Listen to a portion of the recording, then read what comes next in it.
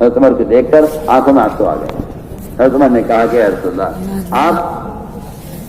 آپ کا مقام، آپ سید الانبیاء، اللہ تعالیٰ کے محبوب، اور یہ کسرا دین کے دشمن، آپ کے دشمن، یہ تو نہروں میں باغات میں اور ریشم کے بستروں میں، اور آپ اللہ کے رسول ہو. تب آپ فرمایا خطاب کے بیٹے تو ابھی تک اس دھوکے میں ہے. فرمایا اولئک عجلت لهم طیباتهم، یہی تو ہیں وہ جن کو اس کی آخرت کے ساری نعمتیں ان دنیا میں دے دی گئی ہیں. میں تو صاحب سے بات کرتا ہوں کہ اگر کوئی مسلمان کسی غیر مسلم کے مال کی تمنا کرتا ہے یا اس کو حاصل کرنے کی کوشش کرتا ہے تو بالکل کسی بھینس کے ساتھ کٹی کھانے میں شریک ہونا چاہتا ہے. میرے نزدیک تو اس سے بڑھ کر کوئی مثال ہو نہیں سکتی. آواز بڑھا لیں. اگر کوئی مسلمان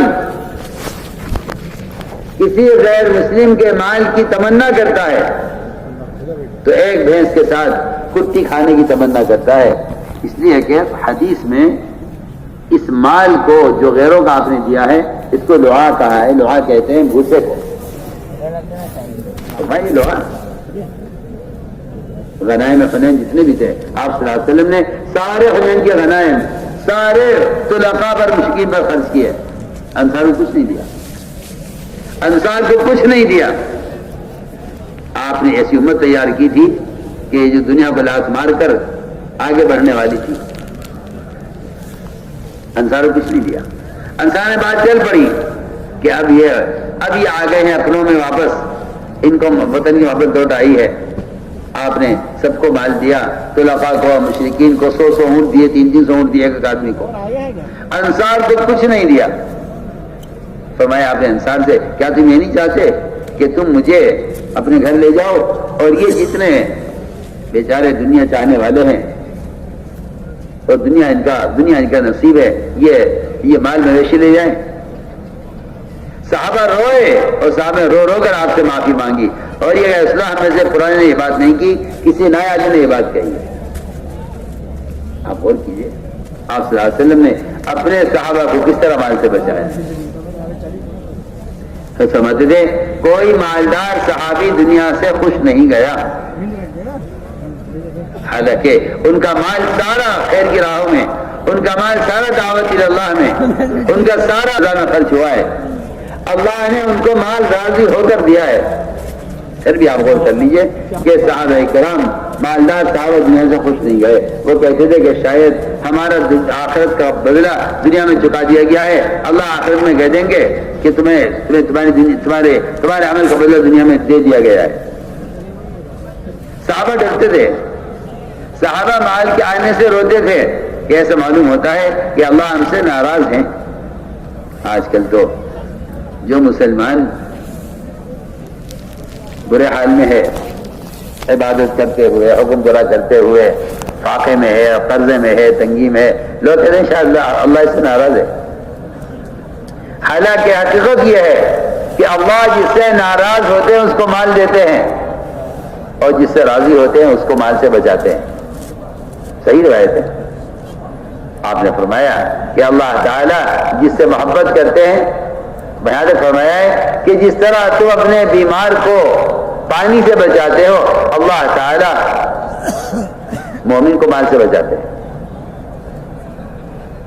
آپ نے صحابہ کرام کے سامنے خوب کھل کر بتایا کہ آئے گا زمانہ مال کا، لیکن مجھے تمہارے فقر میں اتنا اندیشہ تمہارے دین پر نہیں ہے جتنا مال کے آنے میں مجھے تمہارے دین پر اندیشہ ہے. اس لیے میرے بزرگ دوستو عزیزو، میں کچھ کہہ رہا تھا کہ مال کا فتنہ بہت بڑا فتنہ ہے. حضور اکرم صلی اللہ علیہ وسلم نے حضرت معاذ کو مال دیا. بعد معاذ بہت پریشان تھے، آپ نے مدد کی ان کو مال دیا. اپنے پاس سے زکوٰۃ کا مال اور زکوٰۃ کا جو مستحق ہے وہاں کرے مال لے جاؤ اور تم تجارت کرو. وہ گئے یمن اور تجارت کی، واپس آئے تو بہت مالدار ہو کر آئے.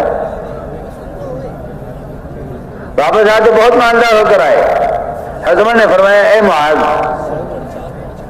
معاذ میرا خیال یہ ہے کہ یہ مال تمہیں اللہ کے رسول نے سونپ دیا تھا جب تم بہت پریشان تھے، اب تو تم ماشاءاللہ مالدار ہو گئے ہو اور ہر طرح کی سہولت ہو گئی ہے، غلام بھی تمہارے ساتھ ہیں، سواری بھی تمہارے پاس ہے، نقدی بھی تمہارے پاس ہے۔ اب میں تم سے یہ کہتا ہوں کہ وہ جو مال اللہ کے نبی نے تمہیں دیا تھا نا، وہ مال بیت المال میں جمع کرا، وہ مال سنو دوسری کیسا عجیب سوچا ہے، وہ مال بیت المال میں جمع کرا دو۔ مال نے کیا کیوں مال جمع بیت المال میں وہ اللہ کے نبی نے دیا تھا، میرا ہے، میں تو نہیں دیتا، انکار کر دیا۔ حضرت معاذ نے انکار کر دیا عمر کو کہ نہیں میں نہیں دوں گا، وہ مال میرا مال ہے۔ حضرت معاذ انکار کر کے چلے گئے۔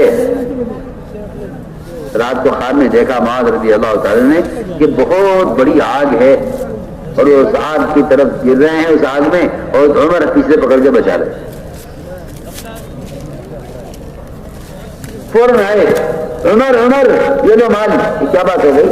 تم تو منع کر رہے تھے کہ نہیں، رات میں نے خواب میں دیکھا ہے کہ میں آگ میں گر رہا ہوں، تم مجھے بچا رہے۔ آج کوئی سوچے گا اس بات کو تو یہ کہے گا کیوں ایسا کیوں؟ لیکن بات یہ ہے کہ جن کے ایمان کا درجہ اعلیٰ ہوتا ہے، ان کے تقوی کا درجہ اعلیٰ ہوتا ہے، جن کے سامنے آخرت ہوا کرتی ہے، اللہ ان کو اس طرح کے اشارے دے دیتے ہیں اور وہ اشارے سمجھ جاتے ہیں کہ اللہ کیا چاہتے ہیں۔ سوچئے نا، ابوبکر صدیق رضی اللہ تعالیٰ عنہ، ابوبکر صدیق رضی اللہ تعالیٰ عنہ پورا مال لے کر آئے کے لیے، اور جواب میں یہ کہا مال دیتے ہوئے، وَلِلَّهِ عِنْدِي مَعَادٍ، ابو بکر بار بار خرچ کرے گا دین کے تقاضوں پر، حالانکہ مال ختم ہو گیا، آج کچھ نہیں ہمارے پاس۔ یہ نہیں کہا کہ جی آگے کچھ نہیں ہے میرے پاس، جو دے دیا میں نے دے دیا سب، اب آپ مجھ سے سوال نہیں کیجیے گا۔ ابو بکر کہہ رہے ہیں وَلِلَّهِ عِنْدِي مَعَادٍ، کہ ابو بکر بار بار خرچ کرے گا۔ اور ادھر عمر رضی اللہ عنہ مال لے کر آئے اور آدھا مال لائے، آدھا خرچ چھوڑ کر آئے۔ ان دونوں نے ایسا کیوں کیا؟ یہ اس لیے کیا ہے تاکہ قربانیوں کی اعلیٰ سطح اور قربانی کے درمیانہ سطح دونوں باقی رہیں۔ امت کے لیے دونوں نمونے چھوڑ کر گئے ہیں، ان امت کے لیے دونوں نمونے چھوڑ کر گئے ہیں کہ پورا جان مال لانے والی بھی ہیں اور آدھا جان مال لانے والی بھی ہیں۔ عمر رضی اللہ عنہ نے مال پیش کیا اور آدھا مال لے کر آئے، اور آدھا مال دیتے ہوئے یہ کہا عمر نے کہ میں اللہ سے اس کا بدلہ لے لوں گا۔ دیکھو میری بات توجہ سننا، میں اللہ سے اس کا بدلہ لوں گا، اللہ مجھے اور دیں گے، آپ ہی لے لیجیے۔ حضرت عمر نے کہا اللہ مجھے اور دیں گے، حضرت بکر نے کہا میں اللہ کے لیے اور دوں گا۔ عمر لینے کی بات کر رہے، ابو بکر دینے کی بات کر رہے، آپ دونوں کی بات کا فرق دیکھیے۔ عمر کہہ رہے ہیں ولی عند اللہ معاد، ابو بکر کہہ رہے ہیں ولی اللہ عندی معاد، دونوں کا فرق ہے۔ کہ ابو بکر کہہ رہے ہیں میں اور دوں گا، عمر کہہ رہے ہیں میں اللہ سے بدلہ لے لوں گا۔ تو آپ نے فرمایا کہ عمر تمہاری کمان کا تانت تو کسی اور چیز کا لگا ہے۔ کیسی عجیب بات ہے، کمان کا تانت ہوتا ہے نا، کمان جو بنائی جاتی ہے تیر پھینکنے کے لیے، اس میں تانت لگتا ہے، تانت وہ بہت مضبوط دھاگا ہوتا ہے، اور وہ تانت کی مضبوطی کمان تیر کو دور پھینکتی ہے۔ جو قوس ہوتا ہے نا، قوس کمان، اس میں تانت ہوتا ہے، وہ تیر کو دور پھینکتا ہے۔ تو آپ نے فرمایا عمر تم نے اپنی کمان کا تانت کسی ایک کا لگایا ہوا ہے، یعنی ابو بکر کی بات بہت آگے کی ہے کہ میں بار بار خرچ کروں گا اللہ کے دین کے تقاضے کے لیے۔ تو میں عرض کر رہا تھا کہ اس مال کو خیر کی راہوں میں خرچ کرا کر اس کی حیثیت کو ایسا ختم کر دیا تھا کہ کل کوئی تمہارے دین کے مقابلے میں مال لے کر نہ آئے۔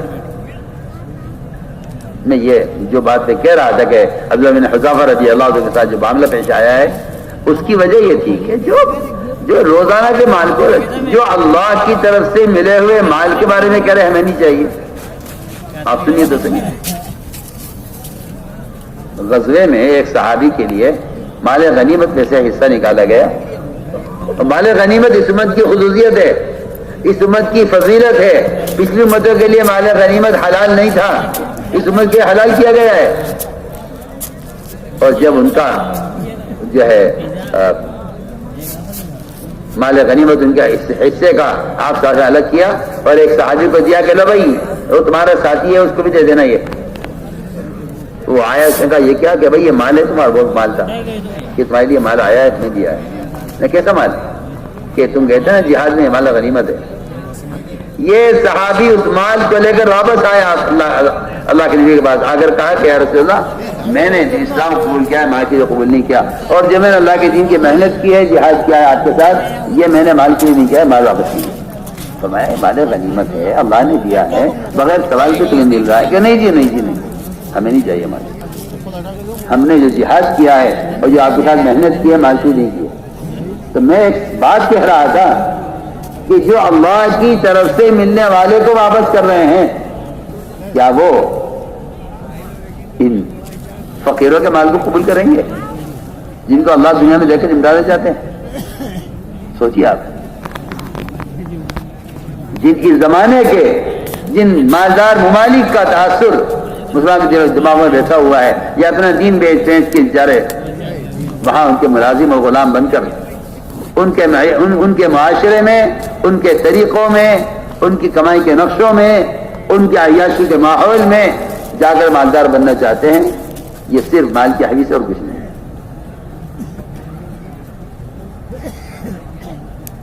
اس لیے میں نے عرض کیا کہ آپ صلی اللہ علیہ وسلم نے اپنے صحابہ کے دلوں میں مال کی وہ نفرت بٹھائی تھی کہ انہیں روم اور قیصر و کسریٰ کی بادشاہت کو لات مارنے میں کوئی پریشانی نہیں تھی.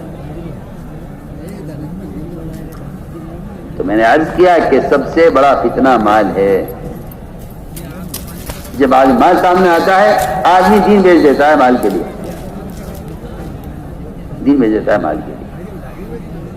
چنانچہ میں تو عرض کر رہا تھا کہ یہ تو صحابی ہیں, انبیاء علیہ السلام کا بھی امتحان مال سے ہوتا ہے.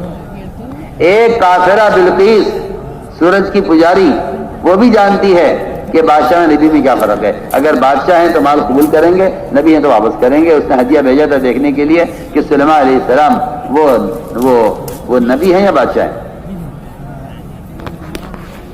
لیکن معاملہ دوسرا ہے. بلقیس نے سلیمان علیہ السلام کو آزمانے کے لیے ہدیے بھیجے وہاں سے, یہ دیکھنے کے لیے کہ نبی ہے یا بادشاہ ہیں. اگر بادشاہ ہیں تو مال قبول کریں گے, کیونکہ بادشاہوں کا مزاج یہ ہے کہ وہ خزانے سے مالدار ہوتے ہیں, دل سے فقیر ہوتے ہیں, اور انبیاء علیہ السلام خزانے سے فقیر ہوتے ہیں, دل سے مالدار ہوتے ہیں. یہ فرق ہے نبوت کا اور بادشاہت کا. بلقیس نے دیکھنے کے لیے کہ نبی ہیں یا بادشاہ ہیں مال بھیجا.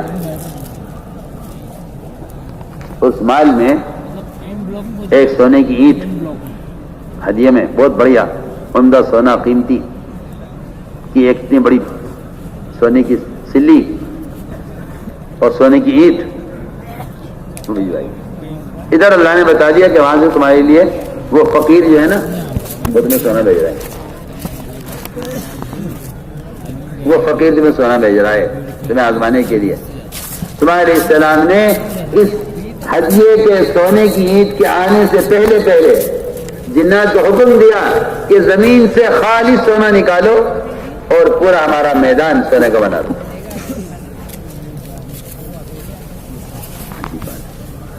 ان کو دکھلاؤ کہ ہمیں اللہ سے لینا آتا ہے, ہم مالدار ہیں, تم فقیر ہو. تمہیں اسباب سے لینا آتا ہے, تم فقیر ہو. ہمیں اللہ سے لینا آتا ہے, ہم مالدار ہیں. وہاں سلیمان علیہ السلام کی اللہ تعالیٰ نبیوں پر حکمتیں کھولتے ہیں, اور وہ حکمتیں کھلتی ہیں جس سے ان پر ایمان لانے والے اور کفر پر اڑنے والے ذلیل ہوتے ہیں. اللہ وہ حکمتیں نبی پر کھولتے ہیں. سلیمان علیہ السلام نے فرمایا کہ جس راستے سے یہ چل کر آئیں گے میرے پاس تک ہدیہ لینے کے لیے, اس راستے میں اس عید کے برابر جگہ غزنی کی خالی چھوڑ دینا. سنیے تو صحیح. ان کے لیے راستہ بناؤ آنے کے لیے. بالکل آدمی آ رہے ہیں ہدیہ لے کر. ان کے راستہ بناؤ اور جس راستے سے یہ میرے پاس آئیں چل کر اس کے درمیان میں ان کے چلنے کی جگہ میں سے ان کی عید کے برابر جگہ خالی چھوڑ دیں. کیوں؟ کیا عید ہم یہاں لگائیں گے؟ جن کا سارا فرش سارا میدان سونے کا بنا ہوا ہے انہیں اس ٹکڑے کی کیا ضرورت ہے؟ مقصد کچھ اور تھا. مقصد کچھ اور تھا کہ اللہ تعالیٰ انبیاء علیہ السلام کو وہ حکمت الہام کرتے ہیں کہ جو غیروں کے ذلت کا سبب بنتی ہے. وہ لے کر آئے جو وہ ہدیہ لے کر آ رہے تھے. جو وہاں دیکھا کہ یہاں تو پورا میدان سونے کا بنا ہوا ہے اور جتنی بڑی عید ہم لائے ہیں اتنی بڑی عید کی جگہ یہاں خالی ہے. تو خیال یہ ہوا کہ اگر بادشاہ کے پاس پہنچنے ہدیہ پہنچنے سے پہلے ہماری تلاشی ہو گئی تو ہمیں الزام لگے گا کہ یہاں سے کاغذ لے جا رہے تھے.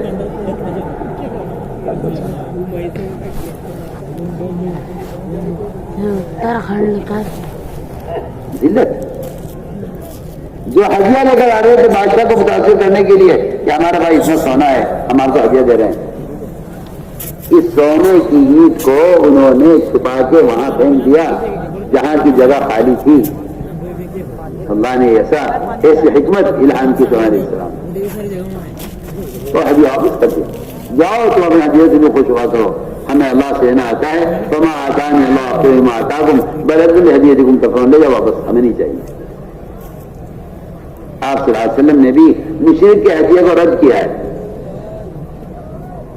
یہ بتانے کے لیے کہ ہمیں تمہارے مال کی ضرورت نہیں, تمہاری ذات کی ضرورت ہے. تو میں عرض کر رہا تھا کہ جو اس بات کے عادی ہیں کہ آپ صلی اللہ علیہ وسلم کو اللہ تعالیٰ نے یہ پیشکش کی تھی کہ سلیمان علیہ السلام کے لیے تو فرض بن گیا سونے کا. ہم آپ سے کہتے ہیں کہ آپ کے ساتھ سونے چاندی کے پہاڑ آپ کے ساتھ چلیں. فرمایا کہ نہیں, مجھے یہ نہیں چاہیے. مجھے تو نبوت چاہیے, مجھے تو وہ چاہیے فاقے والی تنگی والی کہ میں رو کر اللہ آپ سے کھانا مانگوں بھوکا ہو کر. مجھے تو یہ والی نبوت چاہیے, بادشاہ والی نبوت نہیں چاہیے. آپ نے خود رد کر دیا. اللہ تعالیٰ کو کی طرف سے پیشکش کو رد کر دیا کہ مجھے سونے جانے کے پاس نہیں چاہیے. تو پھر بتاؤ تو صحیح, جس صحابی کا نبی سونے چاندی کے پہاڑوں کو اللہ پر رد کر دے, اس نبی کا صحابی کیا ان کے پیسے جتنا کے ان کے مال پر ان کی دین کو اختیار کر لے گا؟ سوچے تو صحیح.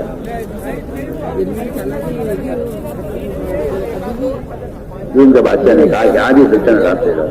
فرمایا تیری پوری سلطنت عرب کی ساری بادشاہ مل جائے میں اپنا دین نہیں بدلوں گا.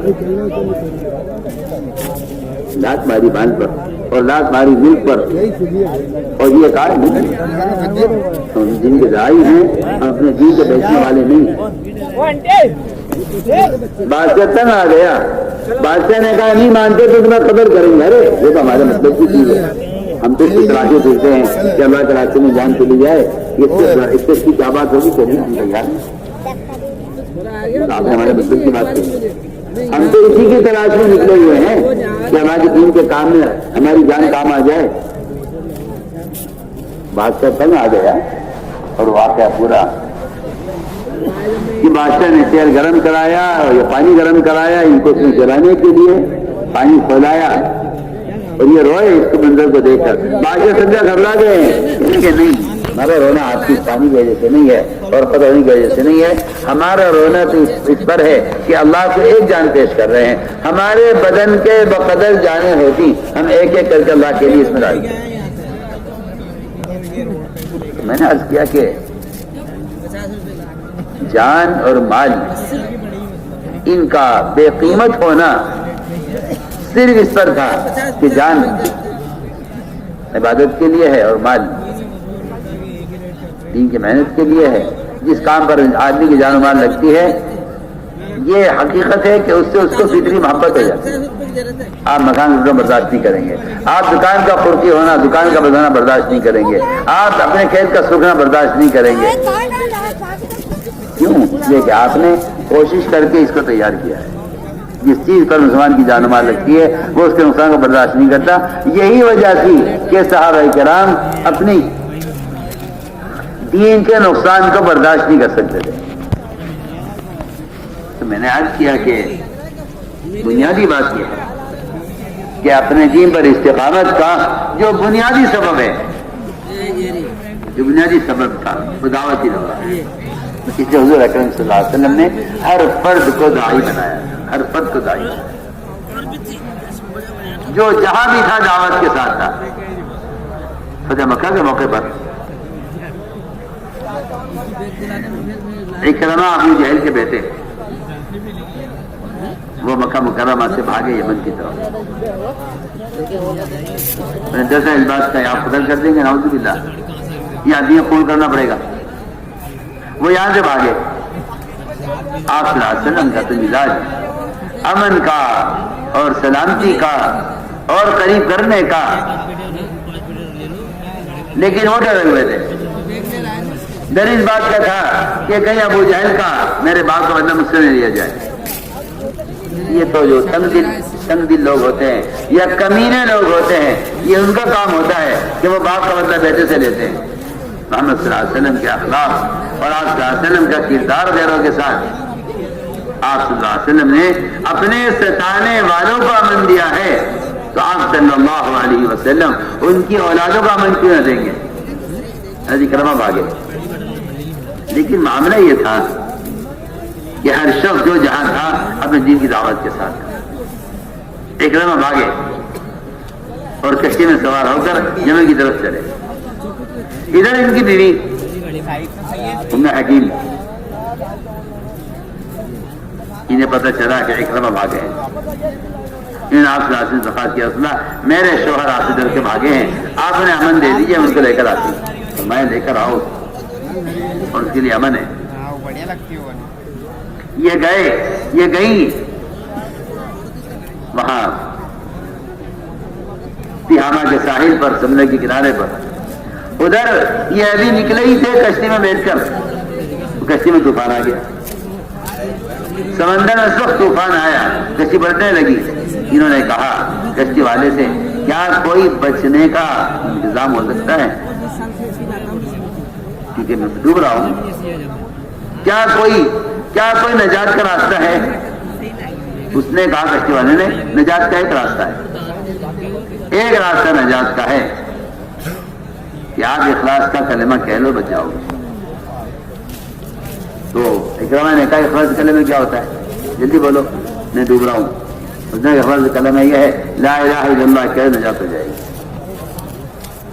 اکرمہ نے کہا اگر مجھے یہ کلمہ پڑھنا ہوتا، اگر مجھے یہ کلمہ قبول کرنا ہوتا تو میں مکہ چھوڑ کے یمن کیوں بھاگتا؟ میں تو بھاگی اس لیے رہا تھا کہ نہیں بھاگو مت، چلو واپس کرو.